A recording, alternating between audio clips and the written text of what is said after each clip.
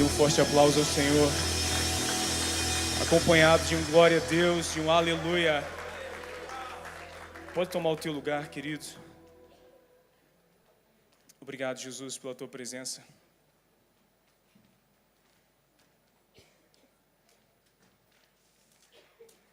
Antes do momento do altar, nós cantamos uma canção sobre a volta de Jesus. Eu quero te dizer que é impossível para mim cantar alguma canção que fale sobre a volta de Jesus sem me emocionar. Porque você sabe que a nossa fé ela está fundamentada em 3 eventos muito importantes. O primeiro evento foi a morte de Jesus. O segundo evento é a sua ressurreição. Mas o terceiro evento que fundamenta a nossa fé é a volta dele. Então a mesma fé que nós temos para acreditar que um dia ele morreu em uma cruz e ressuscitou, é a mesma fé que nós precisamos ter para acreditar que um dia ele voltará. Quero ouvir um amém? Amém. Então é impossível servirmos a Jesus. E eu creio que nós precisamos reaprender isso. A servir a Jesus, tendo a convicção que ele pode voltar a qualquer momento. Porque a nossa tendência ao longo dos anos é passarmos a viver a nossa vida como se Jesus nunca fosse voltar. E isso é um comportamento muito estranho da igreja moderna. Porque a nossa ardente expectativa, já que nenhum de nós que estamos aqui, nós presenciamos a morte dele.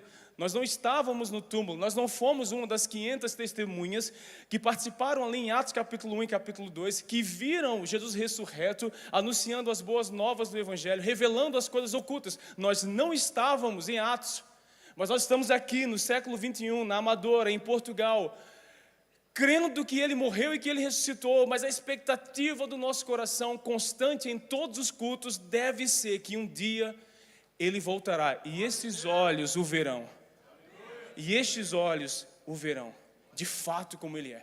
Então, quando coisas estranhas acontecem no mundo, o crente ele não pode ficar aflito, o crente não pode ficar preocupado quando notícias ruins acontecem. Guerras, rumores de guerras, terremotos e coisas desse gênero. Porque como vocês sabem, se você lê Mateus, Marcos, Lucas e João, os textos que falam sobre a volta de Jesus, os textos que falam sobre o fim dos tempos, todos esses textos apontam para exatamente a realidade que nós estamos vivendo hoje na humanidade. Guerras, rumores de guerras, terremotos, fome, pais contra filhos, filhos contra pais. Mas Jesus disse, não fiquem aflitos, não fiquem preocupados, esse é apenas o princípio das dores de parto. Essa é apenas a dor inicial que a humanidade vai viver. E por que essas coisas precisam acontecer? Porque o ser humano, no momento de maior dor, a tendência do ser humano é se voltar para Deus em arrependimento. Então, quando coisas difíceis acontecem, quando o dia mau chega, o momento que as pessoas normalmente voltam-se para Jesus é no pior momento da vida delas. Porque na realidade, infelizmente, o nosso coração ele é muito apegado às coisas materiais desse mundo.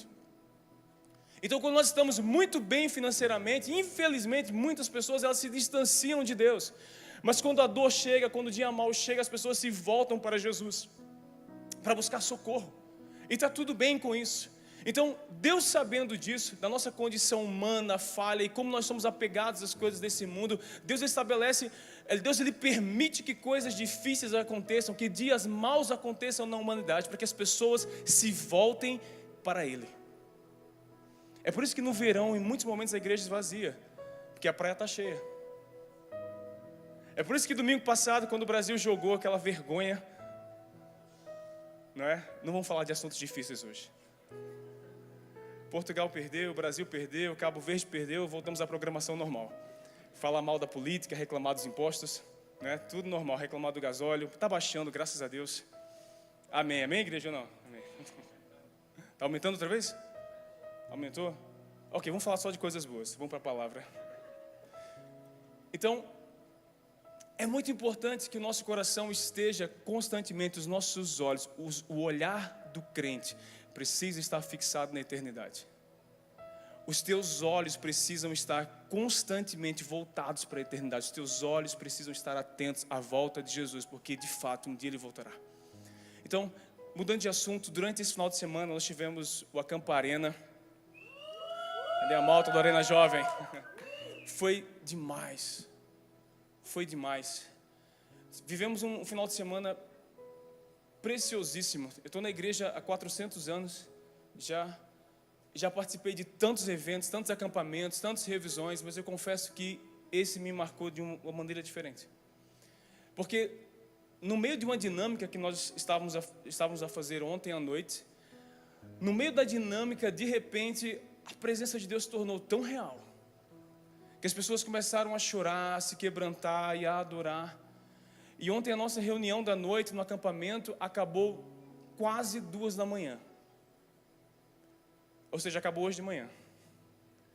A dinâmica começou às 10 da noite e foi até 2 da manhã. A presença de Deus no ambiente, a presença de Deus era tão forte, tão real. Baixa só um pouquinho agora a munição, amigo, que for alta. A presença de Deus era tão real no ambiente, tão maravilhosa no ambiente, que, meu Deus, nos marcou de forma sobrenatural. E pensando sobre isso, eu cheguei a uma conclusão, mais uma vez, de que tudo aquilo que nós fazemos na igreja é 100% natural, mas também é 100% sobrenatural. Tudo aquilo que nós fazemos precisa ser marcado pela presença de Deus. A presença de Deus no ambiente é a confirmação que Ele está aprovando o nosso comportamento. Isso é muito importante. Quando a presença dEle é real no ambiente, quando a presença dEle é real na célula, no discipulado, no culto, nos acampamentos, nos revisões, quando nós sentimos o nosso coração aquecer, a vontade de orar, a vontade de adorar, a vontade de chorar, de se quebrantar, essa presença de Deus é a confirmação que Ele nos dá de que Ele está aprovando aquilo que nós estamos fazendo.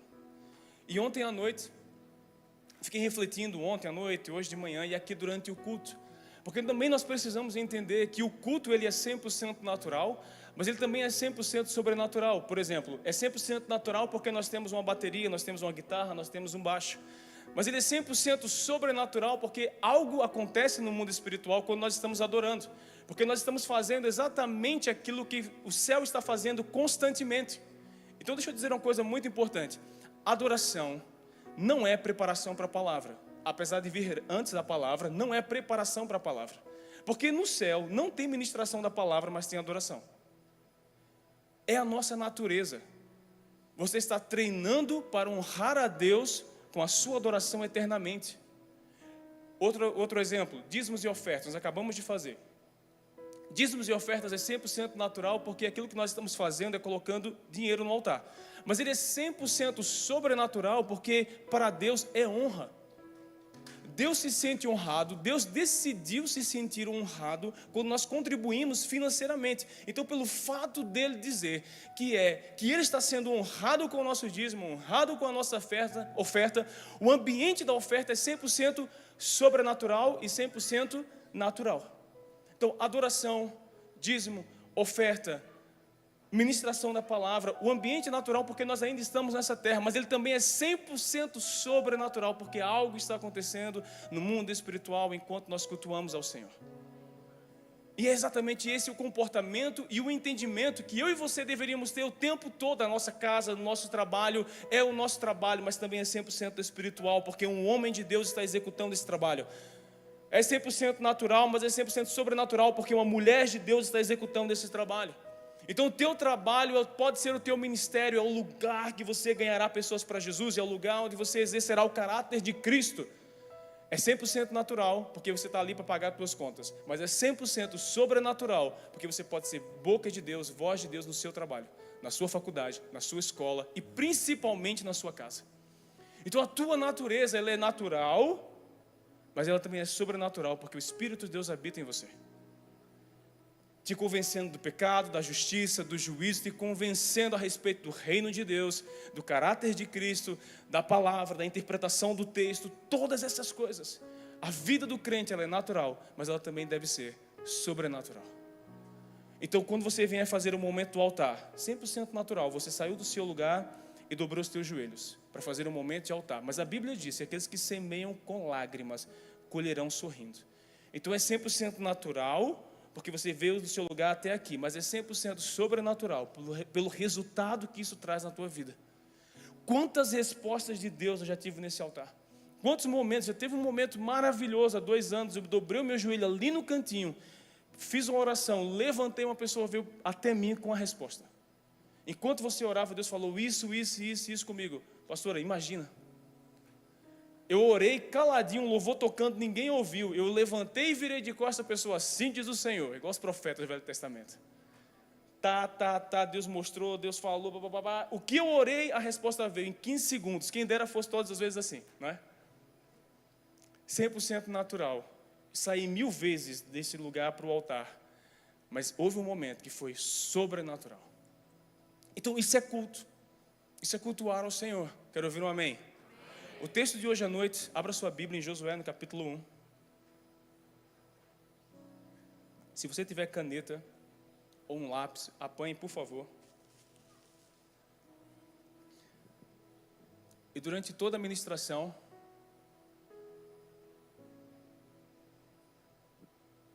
estou entendendo nada. Venham aqui falar comigo. Tem 3 lá atrás gesticulando assim para mim. Ó. Josué capítulo 1, verso 1. Já vou dizer, calma. Josué 1. Se você tiver a Bíblia de papel, mantenha ela aberta durante toda a ministração, porque nós vamos ficar nesse texto muito tempo. Isso. Vamos ler do verso 1 ao verso 9, ok? E vá sublinhando algumas palavras que eu vou dizendo, por favor. O texto diz assim: depois que Moisés, servo do Senhor, morreu, o Senhor disse a Josué, filho de Num, auxiliar de Moisés. Verso 2. Meu servo Moisés está morto. Chegou a hora de você conduzir todo este povo, os israelitas, para atravessar o rio Jordão e entrar na terra que eu lhes dou. Verso 3. Eu darei a você todo lugar em que pisarem, conforme prometia Moisés. Verso 4. Desde o deserto do Neguebe ao sul, até os montes do Líbano ao norte, desde o rio Eufrates a leste, até o mar Mediterrâneo ao oeste, incluindo toda a terra dos hititas. Verso 5. Enquanto você viver, ninguém será capaz de lhe resistir, pois eu estarei com você, assim como estive com Moisés. Não deixarei, nem o abandonarei. Por favor, sublinhe essa frase: não deixarei, não e nem o abandonarei. Verso 6. Seja forte pois você conduzirá este povo para tomar posse da terra que jurei dar aos seus antepassados. Verso 7. Seja somente forte e muito corajoso. Tenham cuidado de cumprir toda a lei, não uma parte, não aquilo que é conveniente, toda a lei que meu servo Moisés lhe ordenou. Observação que Deus chama Moisés de meu servo 2 vezes no mesmo texto. Não se desvie dela nem para um lado, nem para o outro, assim você será bem sucedido em tudo que fizer. Verso 8. Relembre continuamente os termos deste livro da lei. Medite, pense, reflita nele dia e noite, para ter certeza, para que você tenha convicção que você está cumprindo tudo o que nele está escrito. Então você prosperará. Só depois de fazer isso, só depois de meditar de dia e de noite, só depois de observar o texto, de cumprir o texto, de obedecer ao texto, aí sim você prosperará e terá sucesso em tudo que fizer. Verso 9. Essa é a minha ordem: seja forte e corajoso. Não tenha nem... pois o Senhor, seu Deus, estará com você por onde você andar. Diga glória a Deus, meu Deus. Vamos encerrar o culto, vamos para casa. Que texto maravilhoso. O livro é de Josué, mas o primeiro nome que aparece é o nome de Moisés. Eu ministrei essa palavra há um pouco mais de um mês, num culto domingo de manhã. E orando no meu quarto, veio o entendimento sobre esse texto. E eu preparei esse sermão. Eu preguei esse sermão no domingo de manhã. E eu não sabia que eu estaria pregando aquela palavra para mim mesmo, porque na segunda-feira eu tive um dos dias mais difíceis do ano. E foi difícil de verdade. E aquela semana foi uma semana de muitos desafios financeiros na empresa, de algumas questões familiares complicadas. Então, tudo aquilo que eu preguei naquele domingo foi para mim. Eu tive que exercer a minha fé e na segunda-feira, umas 3 da tarde, eu liguei para o bispo para desabafar. Eu estava muito chateado com algumas questões no trabalho, muito chateado. Liguei para o meu contabilista, liguei para outro contabilista, sentei com o bispo e foi aquele monte de coisa. E no final das contas, quando finalmente os ânimos acalmaram, aí o Espírito Santo: você pregou o que ontem? Seja forte e corajoso. Pois é, foi só para você. Então eu não sei como é que vai ser a sua semana, mas está aí a lição da noite. Seja forte e seja corajoso. Já paguei a minha penitência. Está amarrado, estou brincando, gente. Vamos lá. O primeiro nome que aparece no texto é o nome de Moisés. Moisés foi o cara da sua geração, como Crisley disse na palavra dízimos e ofertas. Moisés foi a pessoa mais importante da face da terra na sua geração. Moisés era a voz de Deus na terra. O que Moisés orava, acontecia. Por exemplo, Moisés orou para que o mar vermelho se abrisse, e o mar abriu. Moisés orou para que as pessoas tinham fome no deserto, o pão do céu desceu. As pessoas tinham sede no deserto, Moisés orou, tocou na rocha, saiu água da rocha. Moisés foi o homem de Deus, o homem mais importante da terra inteira na sua geração. Moisés foi tão importante que todas as vezes que você ouvir o nome, que você ler o nome de Moisés aparecendo na Bíblia, a ênfase vai ser brutal, porque Moisés foi uma tipificação de Jesus na sua geração. A vida de Moisés, em todos os sentidos, apontava para Cristo. E eu queria aqui 6 características numa imagem. Coloca a imagem, Manuel, por favor. Eu queria 6 características da vida de Moisés que apontavam diretamente para Jesus. E a primeira característica é que ambos foram enviados por Deus para libertar o povo. Moisés foi enviado por Deus para libertar a nação de Israel da escravidão do Egito. E Jesus foi enviado por Deus para libertar a humanidade da escravidão do pecado. Então Moisés apontava para Jesus. Depois, ambos escaparam da morte quando eram crianças. Vocês lembram que quando Moisés nasceu, havia um decreto de Faraó, que todas as crianças que nascessem naquele período de 2 anos, deveriam ser mortas. Então Joquebede coloca Moisés em um cesto, coloca o cesto na água, no rio Nilo, e a filha de Faraó encontra Moisés e o leva para dentro do palácio, porque é exatamente isso que Deus faz. Deus ri dos seus inimigos, Deus zomba dos seus inimigos. Deus guardou Moisés, que seria o libertador de Israel, dentro da casa de Faraó. Oh Deus! E quando Jesus nasceu, havia um decreto de Herodes que mandava matar todos os meninos até 2 anos de idade. E Maria e José apanham Jesus e fogem para o Egito, onde Moisés nasceu, para esconder Jesus de Herodes até que Herodes morresse. Então, próxima equivalência entre ambos. Ambos realizaram grandes sinais e milagres. O ministério de Moisés foi um ministério de prodígios e maravilhas. O ministério de Jesus foi um ministério de prodígios e maravilhas. Quarta característica, ambos jejuaram 40 dias. Quando Moisés sobe no Monte Sinai para ter a revelação dos 10 mandamentos, a Bíblia diz que ele passou 40 dias jejuando na presença de Deus. E Jesus, quando inaugurou o seu ministério, em Mateus capítulo 4, verso 2, a Bíblia diz que o Espírito de Deus conduziu Jesus ao deserto para que ele jejuasse durante 40 dias e fosse tentado por Satanás. Quinta característica, ambos foram mediadores de uma aliança. Moisés é o mediador da velha aliança e Jesus é o mediador da nova aliança. Jesus, ele é a conclusão da lei e dos profetas. Então Jesus é a perfeita interpretação da lei. A primeira aliança veio através de Moisés, mas a segunda e perfeita veio através de Jesus. Sexta característica, ambos ensinaram a lei de Deus ao povo. Jesus, assim como Moisés, Jesus dedicou o seu ministério a explicar a lei de Deus, a explicar os princípios às multidões. Então, Moisés orou e o maná desceu do céu, mas Jesus é o pão vivo que desceu do céu. Então, a Bíblia diz que Jesus é a fonte de águas vivas e Moisés tocou em uma rocha. Toda vez que a palavra rocha aparecer na Bíblia, ela aponta para o coração do homem. Então, quando Deus falou assim para Moisés, toque na rocha, o que Deus estava falando para Moisés é, olha, eu vou tocar no coração dessas pessoas, para que elas saibam que eu sou Deus. Moisés toca, a água flui e as pessoas matam a sua sede. O que Deus estava dizendo para Moisés era, quando eu tocar no coração das pessoas, de fato, a sede delas será saciada. Então, essa é a interpretação, pode ter a imagem. Então, Josué foi levantado por Deus para substituir esse cara. E o texto começa da pior forma possível.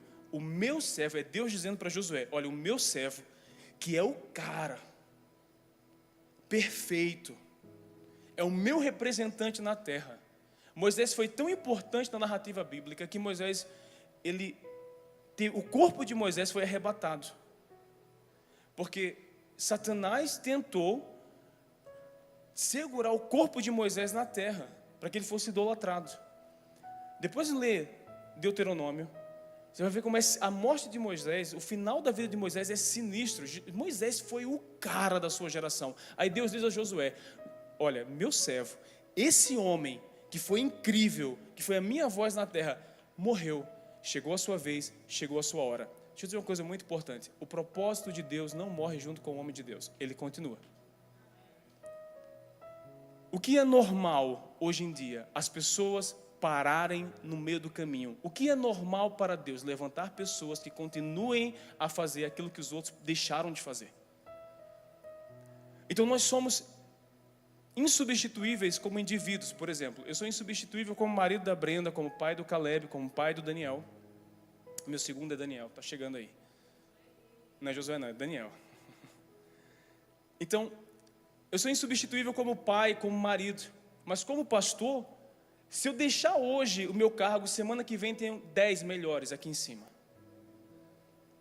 Então, o homem de Deus, ele pode parar se ele quiser, aconteceu alguma situação, alguma circunstância, a pessoa desistiu, a pessoa parou no meio do caminho, mas o propósito de Deus não morre junto com o homem de Deus. O propósito de Deus, se alguém para, se alguém desiste, o propósito continuará.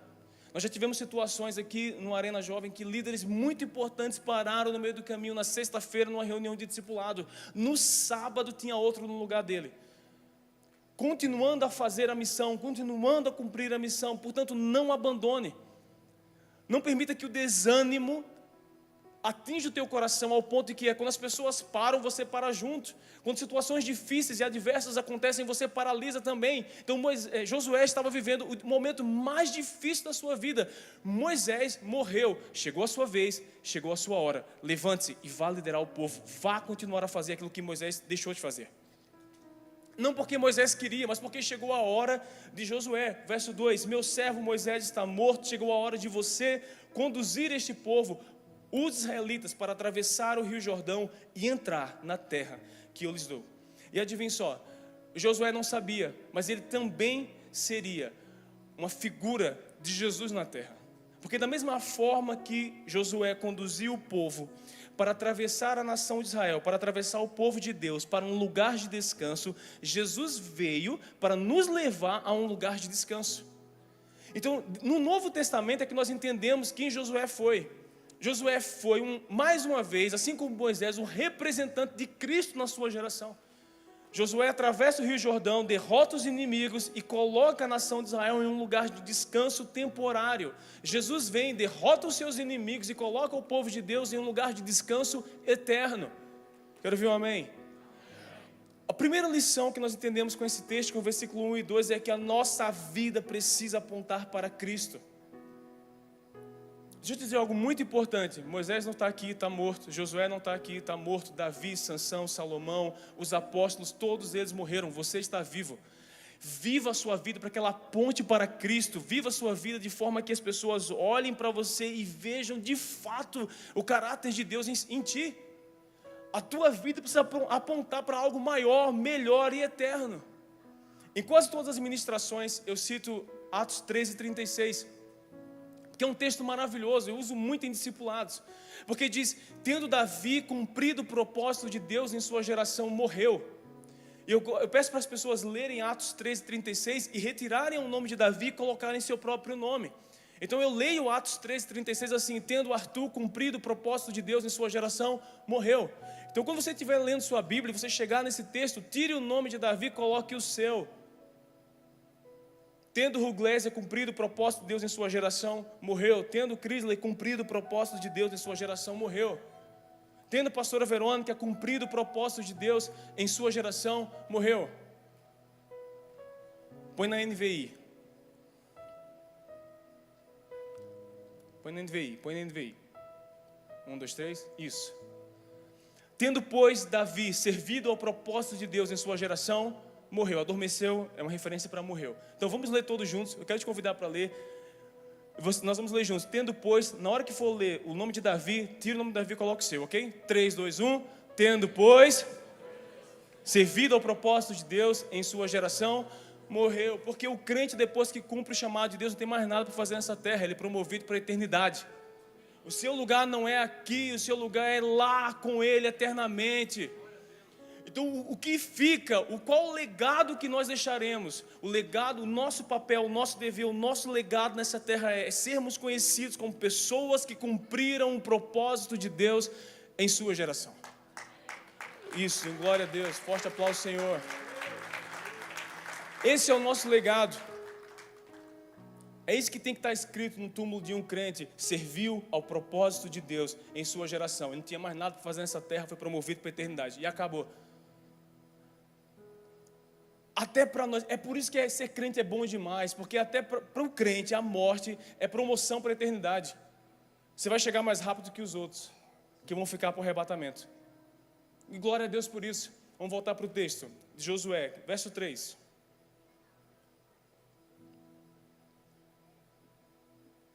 Josué 1:3. Eu darei a vocês todo lugar em que pisarem, conforme prometi a Moisés. Desde o deserto do Neguebe ao sul até os montes do Líbano. Verso 5. Enquanto você viver, ninguém será capaz de lhe resistir, pois eu estarei com você, assim como estive com Moisés. Não o deixarei, nem o abandonarei. Esse versículo, o que ele te lembra? O que ele te traz à memória? Exatamente aquilo que Jesus prometeu aos seus discípulos.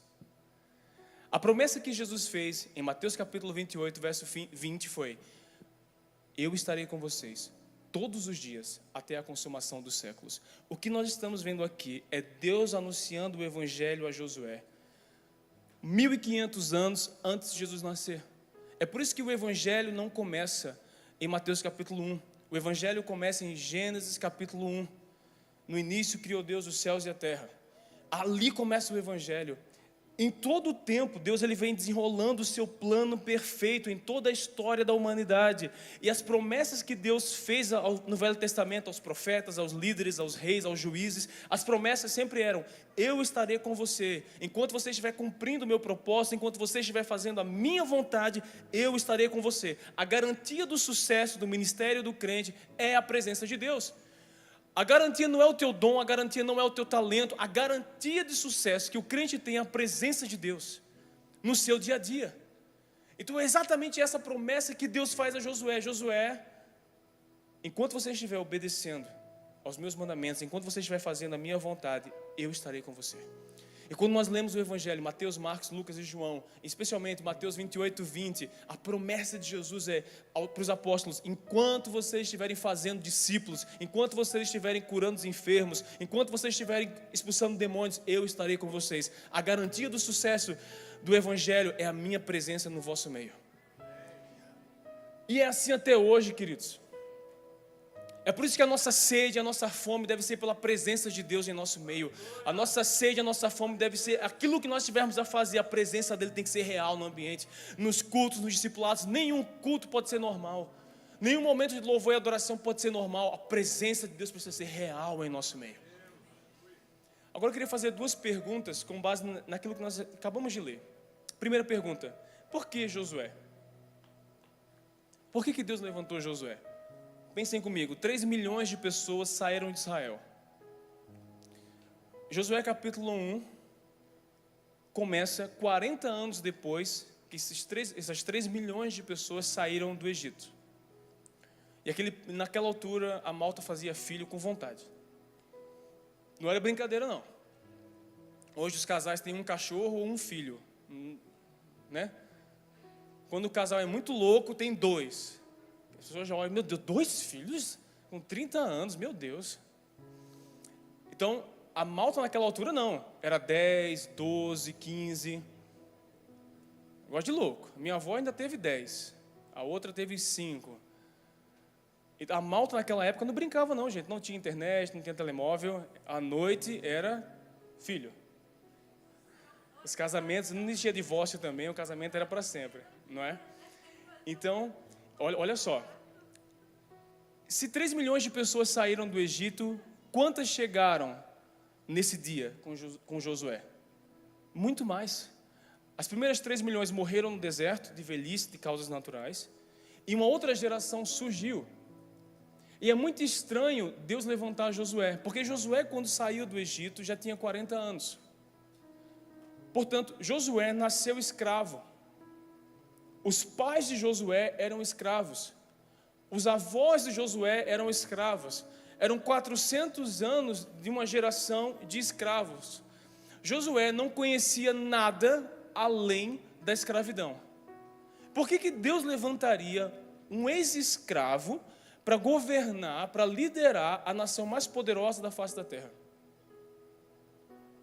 Os primeiros capítulos, do capítulo 1 ao capítulo 5, 6, 7 de Josué, a Bíblia diz que Josué derrotou 7 reinos, mas é um ex-escravo, liderando o povo mais poderoso da face da terra. Por que Deus não levantou alguém que nasceu livre no deserto?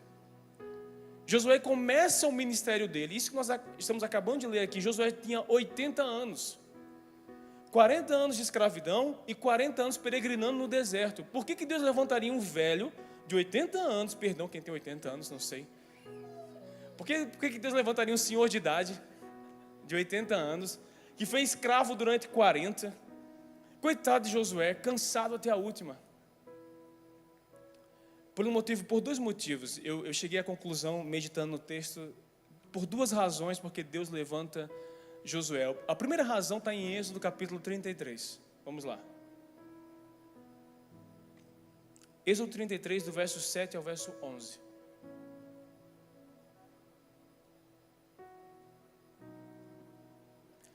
Isso. Moisés costumava montar uma tenda. Quem era a pessoa que costumava montar uma tenda? Isso. Portanto, tudo que nós estamos a ler foi no auge do ministério de Moisés, ok? Fora do acampamento, a certa distância, ele a chamava tenda do...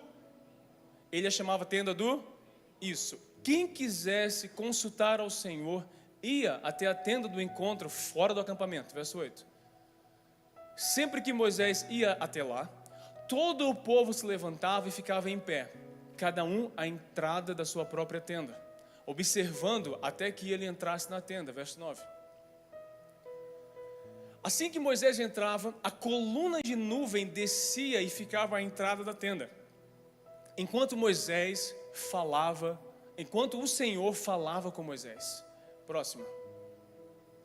Quando o povo via a coluna de nuvem parada à entrada da tenda, todos se levantavam e adoravam, cada um à entrada da sua própria tenda, verso 11. O Senhor falava com Moisés face a face, como quem fala com um amigo. Depois Moisés voltava ao acampamento, mas Josué, filho de Num, que lhe servia como auxiliar, não se afastava da tenda. E essa é a primeira razão porque Deus levanta Josué. Essa é a primeira razão porque Deus levanta pessoas. Deus levanta pessoas que amam estar na sua presença. Deus levanta pessoas que amam a presença de Deus, que não se afastam da tenda, que é o lugar de encontro com Deus. E olha só que cena.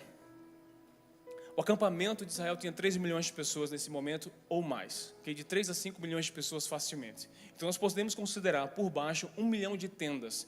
Era uma cidade gigantesca. E a tenda de Moisés ficava no meio dessas centenas de milhares de tendas. Em algum momento do dia, Moisés ele desarmava a sua tenda do encontro, e ele saía do meio do arraial, e ele caminhava para o lado de fora daquela cidade gigantesca de tendas. Ele armava essa tenda a certa distância, e a Bíblia diz que a nuvem da presença de Deus que cobria a nação de Israel, protegendo o povo do sol, do calor do deserto. Essa nuvem saía de cima do povo, de cima daqueles milhões de pessoas, e essa nuvem de Deus descia na tenda do encontro, e a Bíblia diz que o próprio Deus, meu misericórdia, gente, o próprio Deus descia e falava com Moisés face a face, como quem fala com um amigo. Isso é incrível. E Deus e Moisés conversavam, e Deus discipulava Moisés, e aquele era um ambiente de glória maravilhoso, e as pessoas paravam tudo que elas estavam fazendo, e elas observavam Moisés desfrutando da glória de Deus, desfrutando da presença de Deus. E Moisés acabava o seu momento com Deus. A Bíblia não diz quanto tempo, mas eu imagino que com toda certeza não eram 5 minutos. Moisés desfrutava daquela presença maravilhosa que preenchia Moisés por dentro, de unção, de graça, de misericórdia, para liderar o povo. E Moisés saía da tenda do encontro e voltava para o meio do arraial de Israel para fazer aquilo que ele tinha que fazer, liderar. Mas aí o texto é maravilhoso, porque a conclusão do texto é que Josué não se afastava da tenda do Senhor. E Josué continuava a desfrutar da presença de Deus. Então, a primeira coisa que inspira Deus a levantar pessoas é pessoas que amam a sua presença. não necessariamente Deus precisa de pessoas muito talentosas. Deus não precisa de pessoas extraordinárias, com grandes formações. Essas pessoas são muito bem-vindas e vão servir a Deus com toda certeza. Mas não é o essencial para Deus. Essas coisas, os dons, os talentos, as capacidades naturais, elas são secundárias para Deus, porque Deus pode te dar isso a qualquer momento. O que é mais importante para Deus é, Ele ama a minha presença, ela ama a minha presença, ela ama estar comigo. Existe prazer em entrar no quarto, em fechar a porta, em obedecer aquilo que Jesus disse em Mateus 6,6. Entra no seu quarto, fecha a porta, me busca em secreto. Ainda existe fome no meu coração, ainda existe sede pela presença de Deus. Deus, Ele ama pessoas que amam estar com Ele, que amam se relacionar com Ele. E esse é o nosso chamado. E essa é a primeira razão porque Deus levanta Josué. A segunda razão, não vou ler o texto para nós ganharmos tempo, é que quando o êxodo acontece, quando as 10 pragas acontecem e a nação de Israel sai, eles passam pelo Mar Vermelho, o exército de Faraó é destruído pelo Mar Vermelho e eles caminham para a terra prometida. E quando finalmente eles chegam no limiar da terra, a Bíblia diz que Moisés levanta 12 espias, entre os 12 Josué e Calebe. E eles vão e passam 40 dias na terra prometida por Deus. E no final dos 40 dias eles voltam com relatório. Dos 12 espias, 10 voltam com relatório negativo. Josué e Calebe voltam com relatório positivo. E qual é a diferença entre os 10 e os 2? É porque Josué e Calebe, em um ano de deserto, um ano caminhando do Egito até a terra prometida, um ano não sendo escravos, um ano de peregrinação, eles aprenderam nesse ano a confiar na palavra de Deus. Um homem que tinha nascido escravo, como eu disse, os pais tinham sido escravos, os avós tinham sido escravos, em um ano depois do êxodo, em um ano sendo discipulado por Moisés, em um ano Josué aprendeu a confiar naquilo que Deus falava, apesar de todas as circunstâncias serem contrárias. E essa é a segunda característica, porque Deus levanta pessoas. Deus levanta pessoas que aprenderam a confiar na sua palavra. Deus levanta pessoas que aprenderam a não duvidar quando Ele fala. Então essas duas razões, no meu ponto de vista, observando o texto, são as duas razões principais porque Deus escolheu Josué. Porque Josué aprendeu a estar com Deus, Josué aprendeu a amar a presença de Deus, e Josué aprendeu a confiar na palavra de Deus, apesar das circunstâncias serem contrárias. Então não existe ambiente perfeito para o teu ministério, não existirá nunca ambiente perfeito para a tua família, nunca existirá, queridos, não existe um ambiente perfeito. Não, agora sim, minha vida está toda perfeita, meu casamento está perfeito, minha vida financeira está perfeita, meus filhos são perfeitos, minha mulher é perfeita, meu marido é perfeito, os casados, né? Está tudo perfeito, eu não tenho nenhum problema, nenhuma enfermidade, agora eu vou servir a Deus. Agora eu vou disponibilizar 2 horas da minha semana para uma célula, para um discipulado, para fazer alguma coisa na igreja. Não existe, queridos, ambiente perfeito. Moisés está morto, as circunstâncias são adversas, existem inimigos a serem conquistados, tudo era contrário, mas havia uma palavra de Deus. E se há uma palavra de Deus, avance. Se há uma palavra de Deus, há um chamado de Deus, venha andar comigo, o chamado de Deus. Olha só, isso é muito importante que eu vou te dizer. Nós achamos que o chamado de Deus para a nossa vida é: vá fazer discípulo. Esse é o segundo chamado. O primeiro é: venha estar comigo. Venha estar comigo, venha, ande comigo, ande na minha presença. Eu quero estar com você. E depois de nós nos relacionarmos, depois de nós aprendermos a desfrutar da presença dEle, depois de nós aprendermos a estar com Ele, vai fazer discípulo. A vida do crente é andar com Cristo, fazer discípulo. Arthur, eu não sei qual é o meu propósito de vida. As pessoas falam muito na igreja sobre o propósito da vida, atender ao propósito de Deus. Eu não sei o que é o propósito de Deus. Agora você está sabendo. Estar com Ele, estar na presença dEle e fazer discípulo. Esse é o chamado de Deus para a tua vida. Amar a presença de Deus e ensinar outras pessoas a amarem a presença de Deus. Estar com Ele. Então, essas duas razões são muito importantes, e eu enxergo isso na vida de Josué. A maneira como Josué aprendeu a estar com Deus, aprendeu a andar com Deus. Vamos voltar para o texto de Josué 1. Vamos para o verso 6, por favor.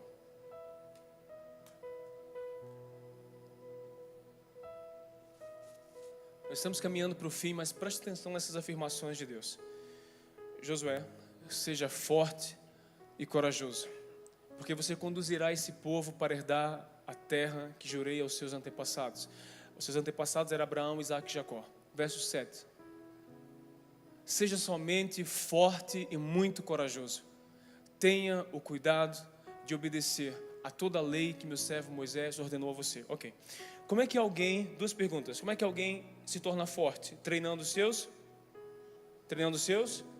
músculos. Como é que alguém se torna corajoso? Treinando a sua mente. Coragem tem a ver com domínio próprio. Ou seja, a coragem não é necessariamente a ausência de medo. É o teu comportamento quando você está com medo. É a forma como o crente se posiciona diante dos problemas e das circunstâncias. Seja somente forte e muito corajoso. Então, eu treino meus músculos para me tornar forte, mas eu treino a minha mente para me tornar corajoso.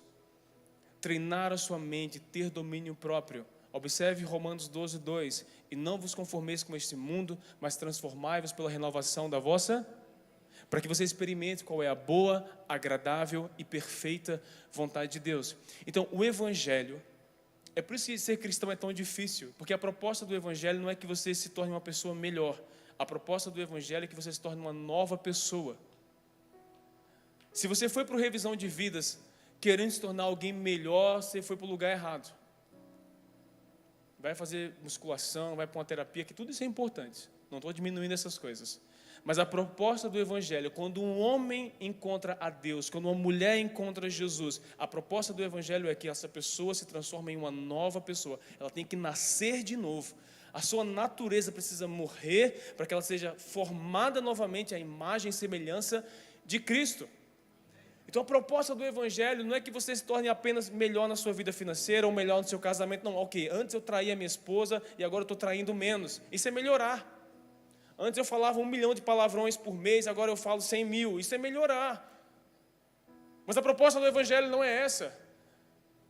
A proposta do Evangelho é que aquele que era infiel se torne fiel. É uma nova pessoa. A proposta do Evangelho é que a nossa mente, que só pensava asneira dia e noite, agora tenha pensamentos do alto. Isso é uma nova natureza. Era aquele que não conseguia ser pai, agora ele passa a ser um pai amoroso, carinhoso. Ele era um pai de qualquer jeito, mas agora ele é um pai presente, que ama, que educa, que é responsável. Então a ideia de Deus, a natureza de Deus é que você se torne uma nova pessoa a partir do momento que você tem um encontro com Ele. Então a coragem se refere a uma nova forma de pensar, a uma nova forma de dominar os teus medos. Não é a ausência do medo, é o teu comportamento diante do medo. É por isso que Deus disse a Josué, no verso 7, vamos ler o verso 7 outra vez. Seja somente forte e muito corajoso, tenha um cuidado de cumprir toda a lei que meu servo Moisés lhe ordenou. Não se desvie dela nem para um lado nem para o outro, assim você será bem sucedido em tudo que fizer. Relembre continuamente dos termos desse livro da lei, medite nele dia e noite, para que você cumpra tudo que está escrito nele, então você prosperará e terá sucesso em tudo que fizer. Essa é a minha ordem, seja forte e corajoso, não tenha medo, nem desanime, pois o Senhor, seu Deus, estará com você. Eu estou convencido, ao longo dos anos de ministério, que a arma que Satanás tem, a número 1 hoje, antigamente eu olhava para as distrações. Eu falava continuamente sobre distração numa arena, nos discipulados, na célula. Cuidado com a distração, cuidado para que você não fique distraído. Isso é verdade. Um crente distraído é um crente vulnerável. Um crente que está distraído com as coisas do mundo, um crente que está distraído com o seu dia a dia, ele deixa de orar, ele deixa de ler Bíblia, ele começa a se tornar preguiçoso no seu ministério. Então, um crente distraído é um perigo para si mesmo. Só que, muito mais do que isso, muito pior do que isso, é quando Satanás ele consegue desanimar o crente. Aí ele começa a dizer que não vale a pena estar casado, ele começa a te convencer que todo culto é igual, que você está dizimando e ofertando há 10 anos e nada mudou. Isso é desânimo. Aí eu faltei o culto semana passada, ninguém me ligou. Mas quando outras pessoas faltam, você também não liga. Então o crente ele começa a achar que tudo está assim, sabe? O mundo inteiro está girando à volta dele. Então ele se sente vítima do universo inteiro. Deus prospera todo mundo, Deus transforma o casamento de todo mundo, menos o meu. Isso é desânimo. Aí a gente começa a servir a Deus, a gente acha que servir a Deus é com a força do nosso braço. Não é, queridos. Sabe qual é a arma contra o desânimo? Força e coragem. Trabalhe o seu corpo e tenha domínio próprio sobre sua mente, sobre seus pensamentos. É isso que nós acabamos de ler. Porque antes de Deus falar para Josué sobre medo e desânimo, Ele falou sobre força e coragem. Então eu preciso servir a Deus com a minha força, mas eu preciso servir a Deus com a minha mente. Todo crente precisa ter uma palavra no coração, força nos seus braços e domínio sobre a sua mente. Eu vou ter que pedir para você repetir isso, desculpa. Faz assim, uma palavra no coração, força nos braços e domínio sobre a sua mente. Um crente que tem essas três coisas nunca andará desanimado com Deus. Não significa que ele não passará por dias difíceis. Não significa que ele não terá dias maus. Significa que a postura dele diante do dia mau será diferente. O comportamento dele diante do dia mau será diferente. Eu nunca vou esquecer, não vou dizer o dia, mas a semana que meu tio Carlinhos faleceu. Quando ele, o pastor Carlinhos, muito conhecido por muitas pessoas aqui, foi muito rápido, descobriu o câncer e foi para a glória num espaço muito curto de tempo. Foram algumas semanas só e ele faleceu. Ok. Então eu fui para a Alemanha, para o funeral, e nós fizemos um culto de ações de graças. E por si só, um culto de ação de graças por alguém que morreu, para as pessoas lá de fora já é algo muito estranho. Mas para o crente deveria ser algo muito normal. E a postura das pessoas no culto era uma postura de constante gratidão. E todas as pessoas que apanhavam o microfone para falar sobre ele, davam todos eram impressionantes, todos tinham um testemunho. Cara, e era surreal. E eu vi minha tia, eu vi meus primos, pastor Davi, pastora Débora, os discípulos, muita gente no funeral, no momento do culto de ação de graças, sorrindo. E foi um culto sobrenatural, o louvor foi maravilhoso. Não teve ministração na palavra, nem dízimos e ofertas, mas foi um culto incrível. E as pessoas sorrindo, apesar da dor, apesar da circunstância ser muito difícil, as pessoas sorriam no momento da despedida. Por duas convicções: primeira, que ele estava na glória, e segundo, que um dia voltariam a vê-lo. Um dia foi combinado, o pessoal fez assim. Obrigado. Então, as pessoas sorrindo em um dia de luto. Isso lá fora, meu irmão, não existe. É dor e desespero. Foi para a glória com 50 e poucos anos, uma pessoa extraordinária, marido de uma só mulher, um excelente pai, um excelente pastor, um homem de Deus. E as pessoas eram gratas ao Senhor por terem se aproximado dele, por ter vivido uma parte da vida perto dele. Então isso é maravilhoso. O que é isso? É ser forte e corajoso para enfrentar os dias maus. Qual tem sido o nosso comportamento diante do dia mau? Qual tem sido o nosso comportamento diante do desânimo? Qual tem sido o nosso comportamento diante das circunstâncias contrárias? Reflita sobre isso, porque a proposta do Evangelho é que você tenha uma palavra no coração, força nos seus braços e domínio sobre a sua mente. Esse é o Evangelho. Todo crente precisa disso. Todo crente precisa viver essas três coisas. Então toda vez que você passar por um dia mau, uma segunda-feira difícil, um dia mau no teu trabalho, no teu casamento, não interessa. Lembre-se, palavra no coração, força nos braços, domínio na minha mente. Lembre-se disso. Assim como eu iniciei a mensagem dizendo que há um mês atrás eu tive uma semana muito difícil no meu trabalho.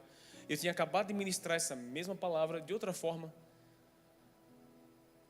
O Espírito Santo, às 3 da tarde, me lembrou: olha, você pregou ontem sobre isso. Que tal ser forte e corajoso no dia mau? Que tal você confiar na minha palavra e na minha presença? e não na circunstância que está à sua volta. Porque nós lemos as histórias bíblicas e nós achamos que nada disso é para nós. Queridos, vai acontecer, você está vivo. Enquanto teu coração estiver batendo, você terá dias maus. E não é porque você é crente, não é porque você é gente, você é humano. Vai acontecer. A única coisa que nos diferencia das pessoas lá fora é que no dia mau, nós temos uma palavra no coração, força nos braços para continuar e domínio sobre a nossa mente. Para você não fazer loucura no dia mau, para você não largar o teu casamento no dia mau, para você não largar a tua empresa no dia mau, para você não abandonar a tua família no dia mau, para você não abandonar a sua igreja no dia mau. Dias maus acontecerão aqui dentro, no teu casamento. Não abandone o lugar que Deus te plantou. Não abandone aquilo que Deus confiou nas tuas mãos. Que o dia mau vem, queridos, mas você precisa ter uma palavra no teu coração e domínio sobre a sua mente, para que você resista a esses dias, para que você não abandone aquilo que Deus confiou na tua mão. Vou te ajudar dando um amém. Amém. Amém, queridos. Nós estamos caminhando para o fim. O louvor pode subir. Parecia que está acabando. Para nós finalizarmos essa mensagem, eu já disse isso algumas vezes. E contei ontem meu testemunho lá uma parte do testemunho, lá no acampamento das crianças, dos adolescentes, dos jovens, crianças, ó. As crianças aqui, desse tamanho aqui. As crianças de 32 anos aqui. No acampamento do Arena. E foi um tempo, o momento em que Jesus me encontra, em que eu encontro Jesus, foi o momento mais difícil da minha vida. Eu tinha 12 anos, quando eu fui para essa nossa terra, lá no Brasil. Pela primeira vez eu fui para uma célula. E meus pais tinham acabado de se divorciar. Foi um divórcio muito... Tudo que há de ruim e problemático para acontecer no divórcio aconteceu. Desde agressões, e foi tribunal, e enfim. Foi um momento muito difícil. Em um ano eu me mudei de casa 4 vezes. Então se alguém tivesse me apresentado drogas naquele momento, talvez eu iria.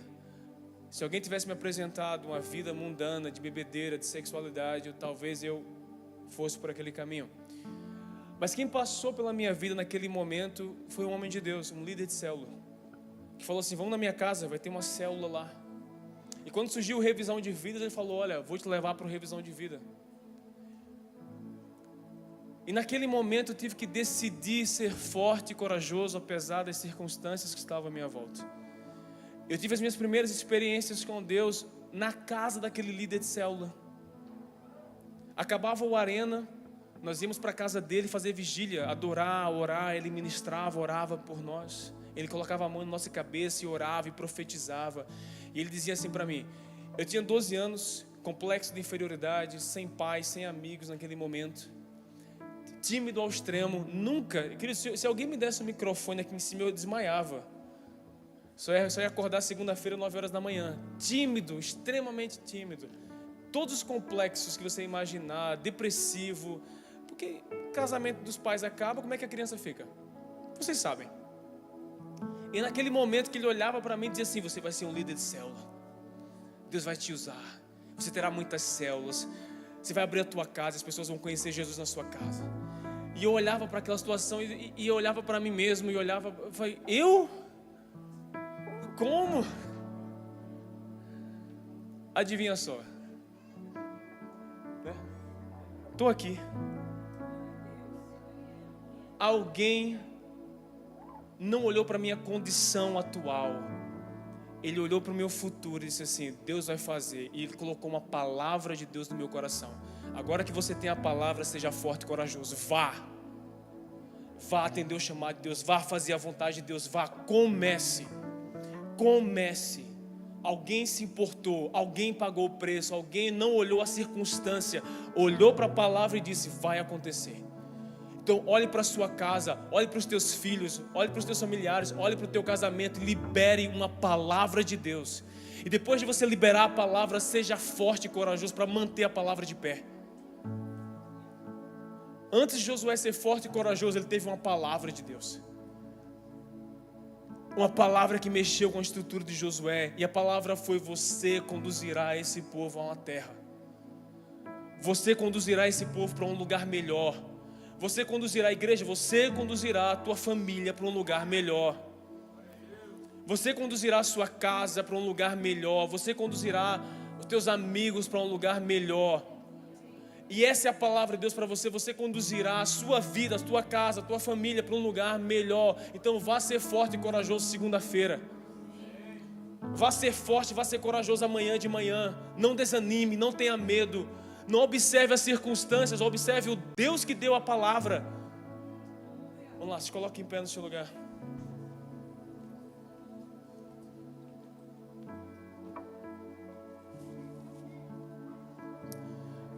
Eu não tenho tempo para falar sobre unção,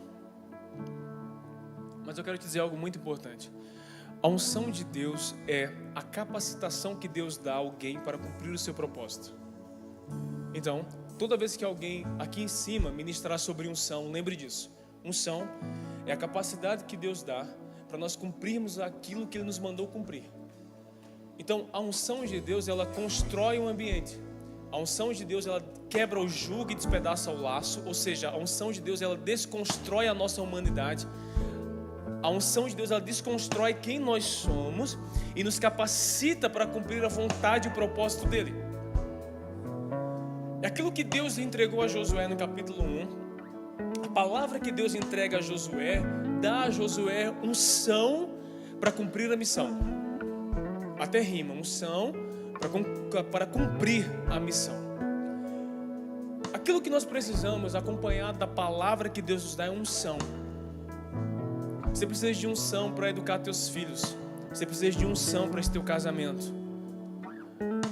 Esse casamento está sobrando desânimo, está faltando unção de Deus aí. É a unção de Deus, é o mover de Deus que vai te levar ao quebrantamento, ao arrependimento. É a unção de Deus que vai te fazer lutar, ter forças para você lutar pelo teu casamento, para você lutar pelos teus filhos, para você lutar pela tua condição financeira. É a unção de Deus que vai te dar ânimo para você reconstruir aquilo que Satanás desconstruiu, aquilo que os teus erros desconstruíram na tua vida.